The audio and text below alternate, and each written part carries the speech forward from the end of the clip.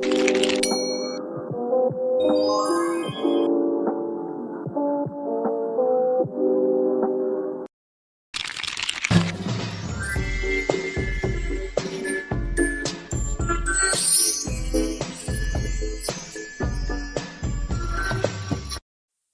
warahmatullahi wabarakatuh. Waalaikumsalam warahmatullahi wabarakatuh. Selamat siang anak-anak. Siang, Bu. Bagaimana kabar kalian hari ini? Baik, Bu. Alhamdulillahirrahmanirrahim. Oke, sebelum kita masuk pada materi kita hari ini, terlebih dahulu Ibu minta tolong kepada salah satu anak untuk memimpin doa agar pembelajaran kita hari ini berjalan dengan lancar. Lalu kepada salah satu anak untuk memimpin doa. Baik, marilah teman-teman sebelum kita memulai pelajaran pada siang hari ini terlebih dahulu kita berdoa untuk masih. Berdoa dimulai. Berdoa selesai. Oke, sebelum itu, sebelum kita masuk kepada materi kita pada hari ini, Ibu akan mengabsen siapa saja yang hadir dan yang tidak hadir pada saat ini. Asmiati Ramli, Ibu Firawini, Ada Ibu. Halimah Hasan, Ada Ibu. Tirta Mayang Sekari, Heri Adriani, Nur Kornida. Oke, jadi hari ini hadir semua ya. Iya, Bu.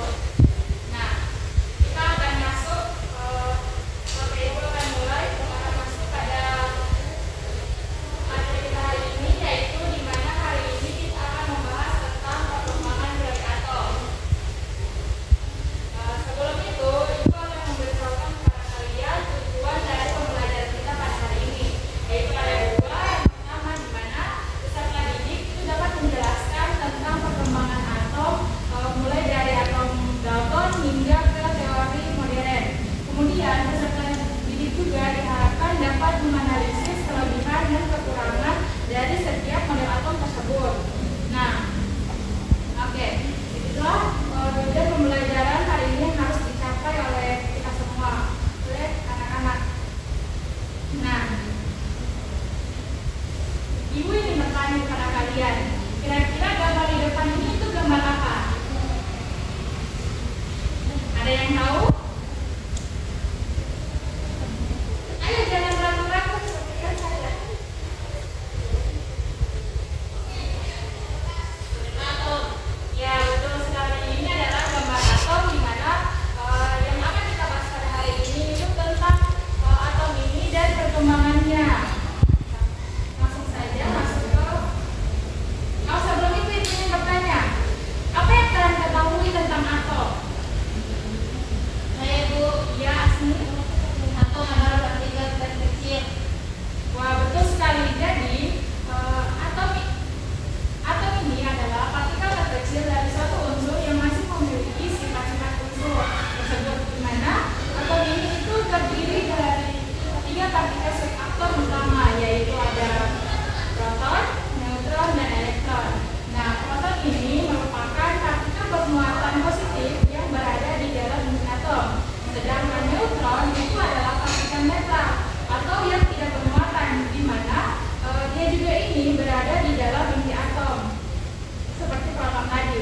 Nah, sedangkan untuk elektron itu adalah partikel bermuatan negatif yang bergerak mengelilingi inti atom pada lintasan tertentu atau fluid energi. Dia itu tidak berada pada inti atom seperti proton dan neutron.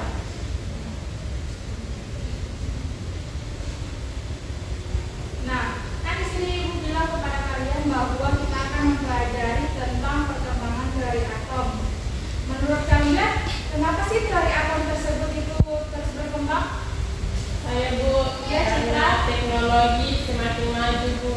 Wah, betul sekali. Nah, jadi perkembangan teori atom itu menunjukkan bahwa ilmu pengetahuan itu dinamis, di mana dengan adanya alat dan teknologi yang lebih canggih, para ilmuwan bisa memperbaiki teori atom yang sudah ada, sehingga dia akan terus berkembang dan tidak stuck di situ saja. Nah, kita akan masuk ke teori atom Dalton. Teori atom Dalton ini merupakan Dalton mengatakan atau mengemukakan bahwa atom itu dia seperti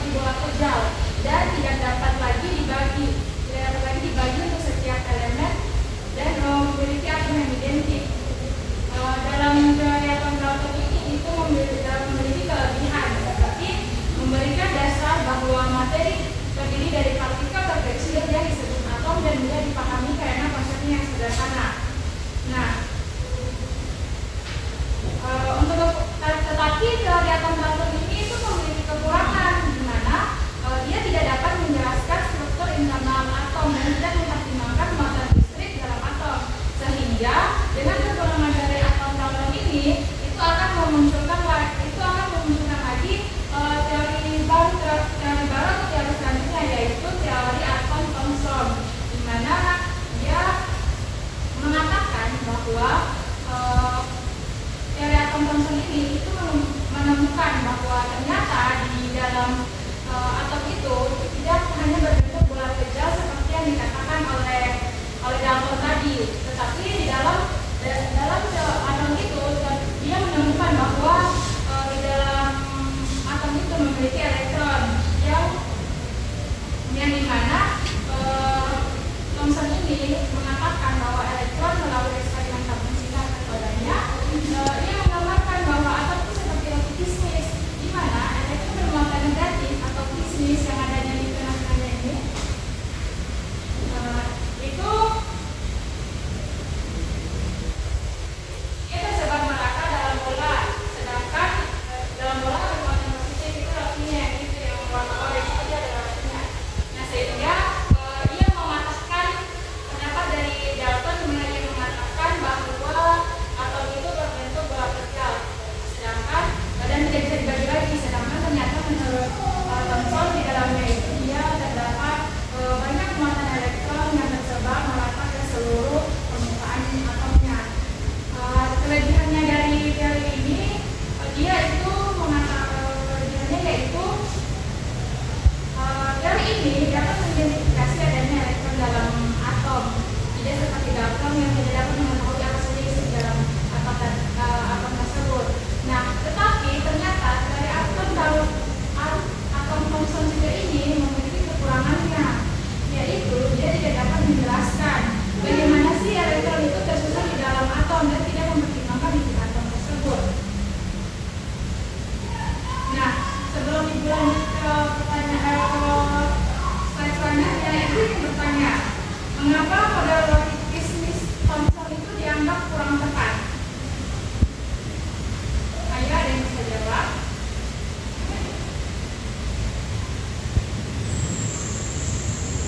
Iya, Rita. Baik, nanti akan menjelaskan dapat teori secara jelas. Ya, betul sekali. Nah, Thomson ini dia hanya menggambarkan elektron itu tersebar dalam bolanya, tersebar dalam bola positif.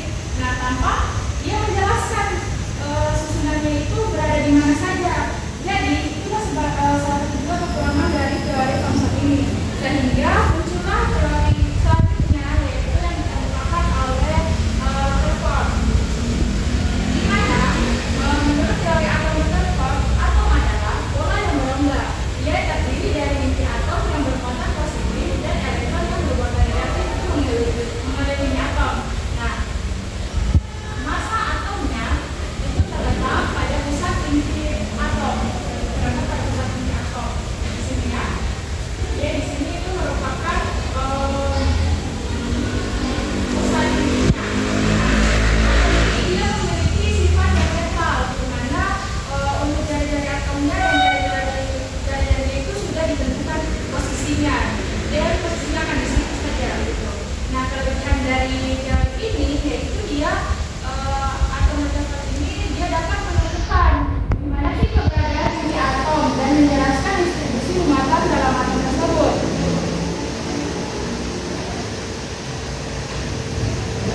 Nah, akan tetapi ibu ingin bertanya dulu kepada adik-adik kepada anak-anak semua.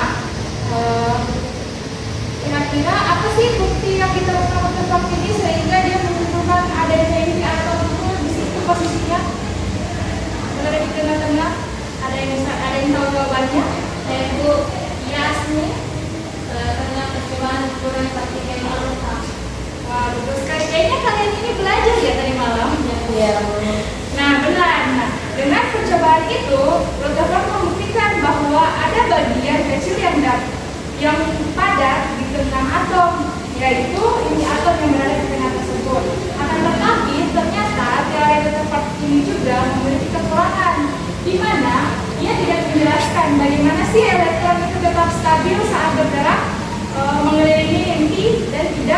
mempertimbangkan tingkat energi elektron itu. Sehingga dengan kekurangan tersebut membuat para ahli terus lagi mencari di mana sih apa sih yang harus ditingkatkan dari teori Rutherford ini, apa yang harus ditemukan lagi. Kemudian muncullah lagi pada tahun 1913 itu model atom Bohr, di mana menurut teori atom Bohr ini elektron itu bergerak dalam lintasan yang disebut dengan kulit energi. Kulit energi yang ini itu merupakan kulit dari setiap tempatnya elektron itu bergerak. Nah, setiap lintasan itu ternyata memiliki 3 tingkat energi tertentu, sehingga elektron tidak akan kehilangan energi saat berada dalam lintasannya. Kelebihannya dari model atom Bohr ini yaitu dia dapat menjelaskan kekurangan dari teori atom sebelumnya, yaitu Rutherford, di mana dia dapat menjelaskan kestabilan elektron dalam atom dan menyediakan konsep tingkat energi elektron. Tetapi ternyata ia juga memiliki kekurangan, yaitu hanya berlaku untuk atom sederhana seperti hidrogen dan tidak bisa menjelaskan spektrum atom selanjutnya. Tapi sebelum kita lanjut ke perkembangan teori atom selanjutnya, Ibu ingin bertanya, dari yang dijelaskan tadi dan sebelumnya, apa sih perbedaan utama antara teori atom Bohr dengan Rutherford? Harusnya kalian tahu kok jika kalian memperhatikan apa yang dijelaskan tadi. Ayo, siapa yang bilang ingat? Siapa yang tahu? Ayo, jangan malu-malu. Di sini tempat kita belajar. Jadi kalau salah akan diperbaiki. Halo. Iya, Halimah. Perbedaannya itu Bohr menjelaskan lintasan elektron. Bisa diulang?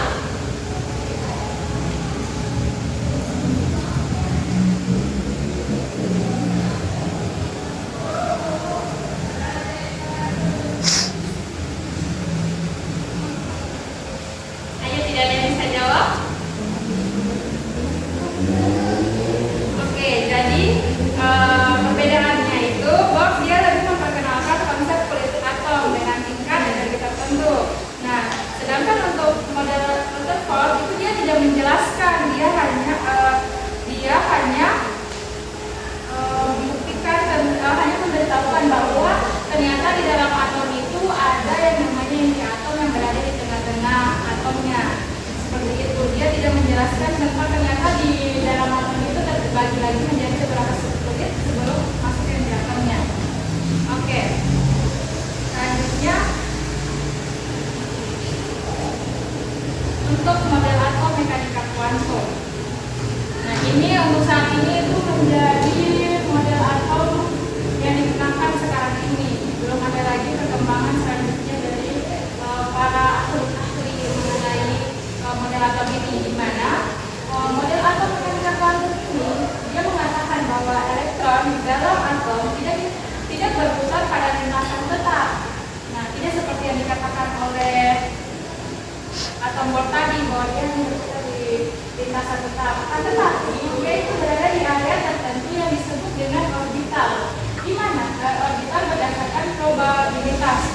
Nah, di mana elektron ini dia bersifat seperti partikel dan gelombang, sehingga posisinya tidak bisa diketahui dengan pasti atau prinsip ketidakpastian. Nah, orbital ini itu berbentuk dari energinya berbeda dan disebut perjalanan kuantum.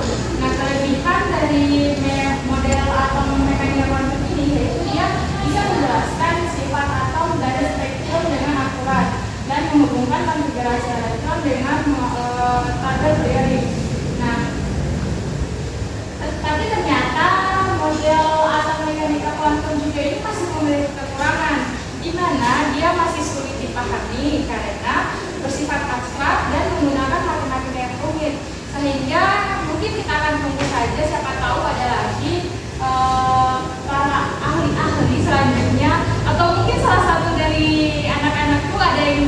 ingin bercita-cita menjadi profesor atau ahli sehingga bisa meningkatkan lagi dan mempermudah lagi untuk kita mengetahui tentang model atom-atom selanjutnya. Nah,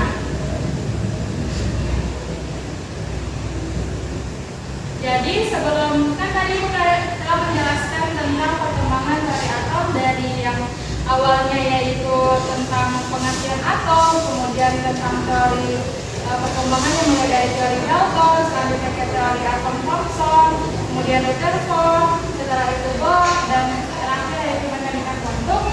Nah, selanjutnya Ibu akan membagi kalian menjadi beberapa kelompok. Di sini ada 6 orang yang hadir ya. Jadi Ibu akan membagi menjadi 3 kelompok yang dimana masing-masing anggota dari kelompok itu terdiri dari 2 orang. Nah, jadi langsung saja untuk Nur Halidah bisa mungkin maju ke depan sini dengan aksinya Tiramulid.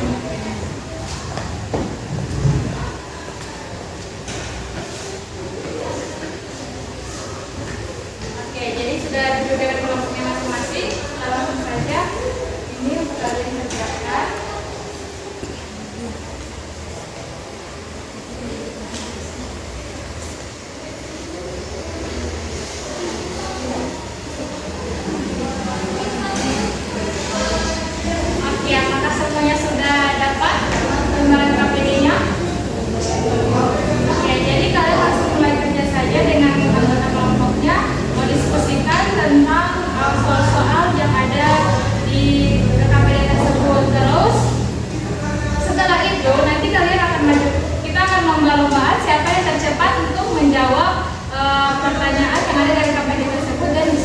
Berani maju ke depan untuk menjawab pertanyaan tersebut.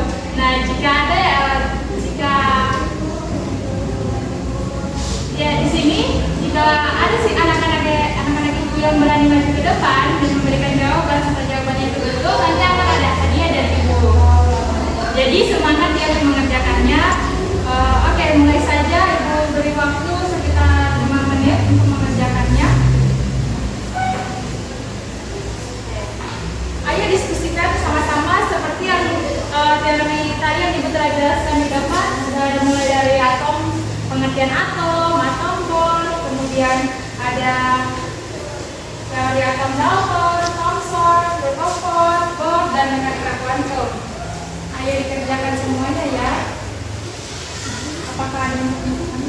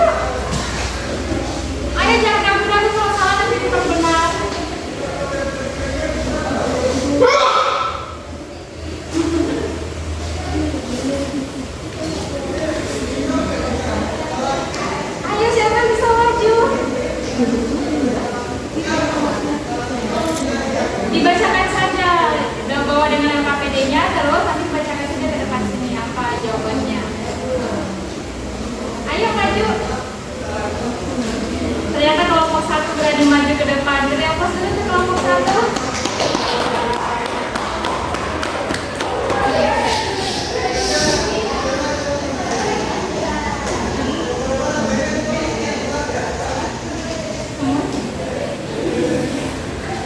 Jadi untuk teori atom Dalton dengan tokoh John Dalton, ciri utamanya itu adalah atom sebagai partikel terkecil dan tidak bisa dibagi lagi. Kelebihannya menjadi dasar teori atom modern.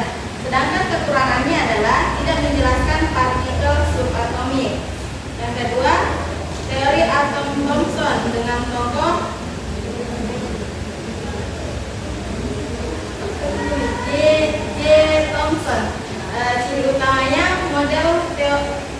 model rotikismis dengan elektron tersebar di dalam atom bermuatan positif. Kelebihannya menemukan elektron sebagai partikel bermuatan negatif. Dan kekurangannya tidak menjelaskan inti atom. Yang ketiga, atom Rutherford dengan tokoh Ernest Rutherford. Ciri utamanya atom terdiri dari inti bermuatan positif dengan elektron mengelilinginya. Kelebihannya menemukan inti atom dan konsep orbit elektron. Sedangkan kekurangannya tidak menjelaskan stabilitas orbit elektron. Yang keempat, atom Bohr dengan tokoh Niels Bohr. Ciri utamanya elektron mengorbit pada lintasan tertentu dengan energi tetap. Kelebihannya menjelaskan spektrum garis atom hidrogen. Dan kekurangannya hanya berlaku untuk atom sederhana. Dan yang terakhir yaitu mekanika kuantum dengan tokoh Schrödinger dan Heisenberg. Ciri utamanya elektron berada dalam orbital dengan probabilitas tertentu. Kelebihannya menjelaskan lebih akurat tentang struktur atom dan kekurangannya sulit untuk divisualisasikan. Saja Bu, terima kasih. Beri aplaus untuk kalian. Nah, apakah masih ada lagi yang berani maju untuk menjawab pertanyaan yang kedua? Ayo, masa dikalah sama kelompok satu. Ayo maju.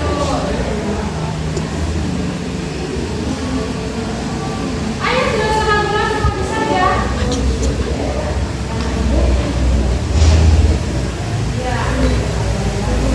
Bagus kalau tadi kelompok satu bisa menjawab dengan benar. Ayo, kita tunjuk bahwa kalian juga bisa.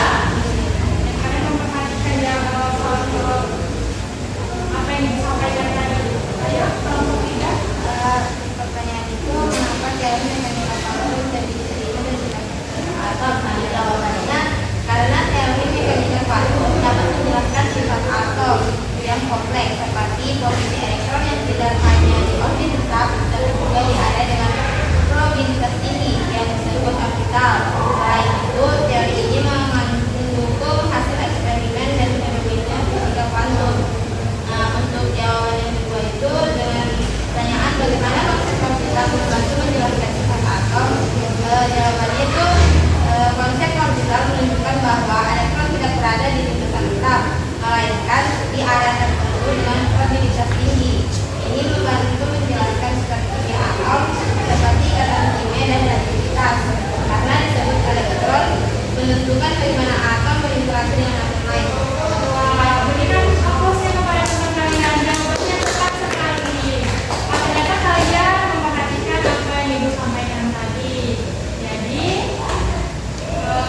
kesimpulan dari materi yang telah Ibu berikan tadi yaitu perkembangan dari atom merupakan perjalanan panjang yang menarik dan penuh dengan penemuan, di mana model atom yang ada saat ini itu masih terus-menerus disempurnakan dengan dilakukannya penelitian ilmiah terkini dengan bantuan dari teknologi yang canggih saat ini. Nah, sebelum Ibu tutup pertemuan kita hari ini, Ibu ingin bertanya kepada kalian, apa saja yang kalian sudah pelajari dari perkembangan teori atom kali ini? Ayo, yang berani jawab.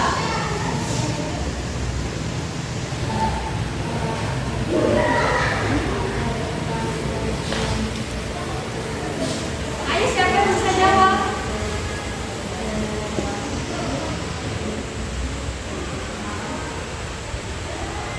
Ayo jawab, siapa yang bisa jawab?